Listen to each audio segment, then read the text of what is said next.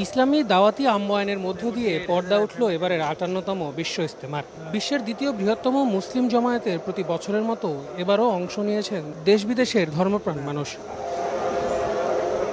ছোট ছোট দলে ভাগ হয়ে দিনই আলোচনা শুনছেন মুসল্লিরা। জিম্মাদারদের অধীনে খিত্তায় খিত্তায় চলছে দিনই দাওয়াতের কাজ পরিচালনার শিক্ষা।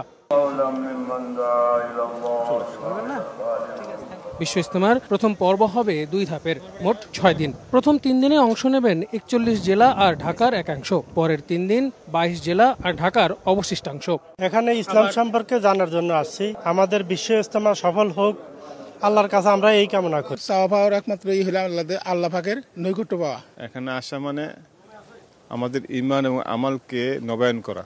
সমস্ত দুনিয়ার মানুষের যদি ঈমান এবং আমাল শক্তিশালী হয়ে যায়, দুনিয়ার থেকে সমস্ত অপকর্ম পরিষ্কার হয়ে যাবে। সমস্ত উম্মতের উপরে আল্লাহ রাসূল এই জিম্মাদারি দিয়ে গেছে। এই জিম্মাদারি কাজের জন্য আমাদের এখানে আসা। ইজতেমা ময়দানের নিরাপত্তায় ওয়াচ টাওয়ার, সিসি ক্যামেরা ছাড়াও অন্যান্য বছরের মতো ড্রোনের মাধ্যমেও নজরদারি করা হচ্ছে। আল আমিন তুষার, সময় সংবাদ, ঢাকা।